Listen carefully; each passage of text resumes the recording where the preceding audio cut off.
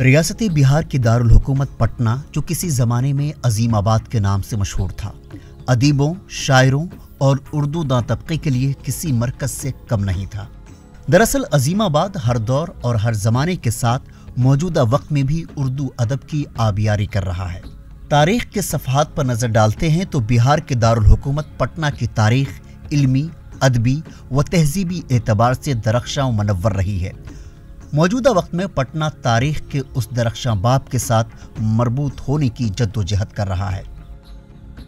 شہر کے قلب میں موجود اشوک راجپتھ پر واقع ملک کی قدیم لائبریریوں میں سے ایک گورنمنٹ اردو لائبریری علمی پیاس بجھانے والوں کے لیے اہم لائبریری ہے، جس کا قیام ملک کی آزادی سے قبل 1938 میں عمل میں آیا تھا۔ اس لائبریری کی بنیاد ڈاکٹر سید محمود نے ڈالی تھی، جو بہار کے پہلے وزیر تعلیم تھے۔ پٹنہ کی یہ گورنمنٹ اردو لائبریری ہندوستان کی پہلی اردو لائبریری ہے جو مکمل طور سے ریاستی حکومت کے ماتحت ہے۔ اس کا انتظام و انصرام حکومت بہار خود کرتی ہے۔ یہ گورنمنٹ اردو لائبریری پورے ہندوستان کی واحد ایسی لائبریری ہے جو اردو کے نام پر پوری طرح سے گورنمنٹ کے انتظامیہ کے اندر یہ چلائی جاتی ہے۔ اس کا پورا اسٹیبلشمنٹ بہار سرکار شکشا وبھاگ کے دوارا الاٹمنٹ کے ماتحت دیا جاتا ہے، اور تمام چیزوں کی ادائیگی ٹریزری بہار پٹنہ کے ذریعے کی جاتی ہے۔ گورنمنٹ اردو لائبریری یہاں کے طلبہ، ریسرچ اسکالرز، اساتذہ و دانشوران کے لیے کسی درسگاہ سے کم نہیں۔ یہاں زیادہ تر طلبہ امتحان کی تیاری میں معاون کتابیں حاصل کرنے اور ریسرچ اسکالرز اپنے موضوع کی مناسبت سے علمی مواد حاصل کرنے پہنچتے ہیں۔ گورنمنٹ اردو لائبریری میں 40,000 سے زائد نادر کتابوں کا ذخیرہ موجود ہے۔ لائبریری میں روزانہ 60 سے 70 کی تعداد میں لوگ فیض یاب ہوتے ہیں۔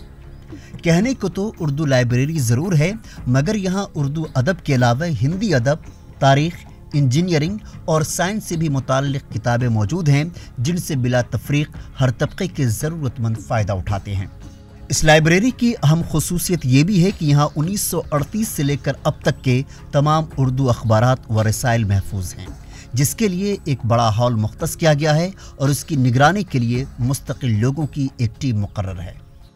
آج کے اس دور میں جب لائبریری کا رواج دور ختم ہوتا جا رہا ہے، لوگ آن لائن تعلیم کی طرف زیادہ جا رہے ہیں، ہارڈ کاپیز کو کوئی چھونا نہیں چاہتا، اس لائبریری نے ایک اچھا اقدام کیا ہے اور ایک اچھا سکون والا ماحول بچوں کو مہیا کرایا ہے۔ اردو کی تو کتابیں ہیں ہی، اس کے ساتھ ساتھ جنرل کمپٹیشن کی کتابیں ہیں اور ہندی ساہتیہ کی کتابیں ہیں، انگلش میں بھی کتابیں ہیں، انجینئرنگ اور میڈیکل کی بھی کتابیں اپلبدھ ہیں۔ 39 سے لے کر کے آج تک کا جتنا بھی نیوز پیپر ہے، اردو نیوز پیپر خاص کر کے، وہ ہمارے اس لائبریری میں موجود ہے، اور میگزین جتنے بھی ہیں اس وقت سے لے کر کے آج تک وہ ساری میگزین موجود ہے اور کتابیں موجود ہیں۔ ان تمام خوبیوں کے باوجود گورنمنٹ اردو لائبریری کی یہ بدنصیبی کہی جائے گی کہ یہاں گزشتہ 3 سال سے چیئرمین کا عہدہ خالی ہے۔ محکمہ تعلیم کے ڈپٹی سیکریٹری ارشد فیروز اس وقت چیئرمین کی حیثیت سے مقرر ہیں۔ لائبریری کی کمیٹی تحلیل ہے اور 10 اہم عہدوں میں سے 8 عہدے ملازمین سے خالی ہو چکے ہیں، جس پر اب تک دوبارہ کسی ملازمین کی مستقل بحالی نہیں ہوئی ہے۔ شروع میں سید محمود صاحب نے قائم کی تھی، اس وقت یہ 3 پوسٹ تھا یہاں۔ اس کے بعد 1974 میں ہارون رشید صاحب جو ہے سابق چیئرمین مائنورٹی کمیشن جو یہاں کے سیکریٹری ہوئے، تو 7 پوسٹ لایا اور سینکشن کرا کے 10 پوسٹ ریگولر پوسٹ ہے، جس میں ریٹائر ہوتے ہوتے اب 8 لوگ ریٹائر ہو گئے ہیں اور صرف 2 ملازم بچے ہیں۔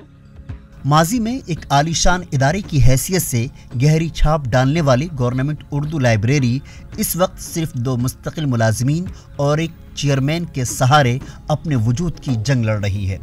مستقل ملازمین میں سے ایک مالی شرون کمار 2022 کے فروری میں سبکدوش ہو رہے ہیں، جبکہ لائبریری انچارج اظہر الحق 2023 کے مارچ میں سبکدوش ہو جائیں گے۔ اس سے اندازہ لگایا جا سکتا ہے کہ لائبریری کا مستقبل کس قدر مخدوش ہے۔ سلسلے میں کرسپونڈنس خط و کتابت کی جا رہی ہے ڈپارٹمنٹ سے کہ جو عہدے خالی ہوئے ہیں उनके ऊपर तवज्जो दे करके इसकी क्राइटेरिया के मुताबिक इसकी जल्द से जल्द बहाली की जाए। यहाँ या तो रेगुलर बहाली करें खाली ओहदों पर, या कम अज़ कम तत्काल त्वरित रूप में संविदा पर बहाली की कार्रवाई करें। लाइब्रेरी के इंतजामी उमूर कौन संभालेगा? अभी से इस बात की फिक्र यहाँ के मुलाजिमीन को सता रही है और ये लोग हुकूमत बिहार से मुतालबा कर रहे हैं कि लाइब्रेरी को सही तरीके से चलाने के लिए मुस्तकिल चेयरमैन की बहाली की जाए, नई कमेटी तश्कील दी जाए, साथ ही अगर मुस्तकिल नहीं तो कम अज़ कम आर्जी तौर पर ही खाली आसामियों पर लोगों को बहाल करें ताकि मुस्तकबिल में किसी तरह का कोई खला पैदा ना हो और हस्ब दस्तूर इस लाइब्रेरी से लोग फ़ायदा उठाते रहें। सितम ज़रीफ ये है कि लाइब्रेरी के वजूद को जिला बख्शने के लिए माजी करीब में कोई कदम नहीं उठाया गया।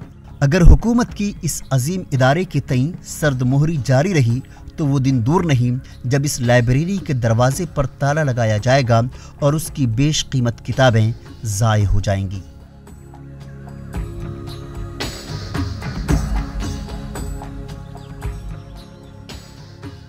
रियासती हुकूमत उर्दू के फ़रोग़ और इसकी हिफाजत के लिए दावे तो करती है, अब देखना है कि नीतीश हुकूमत इस मसले को कब हल करती है।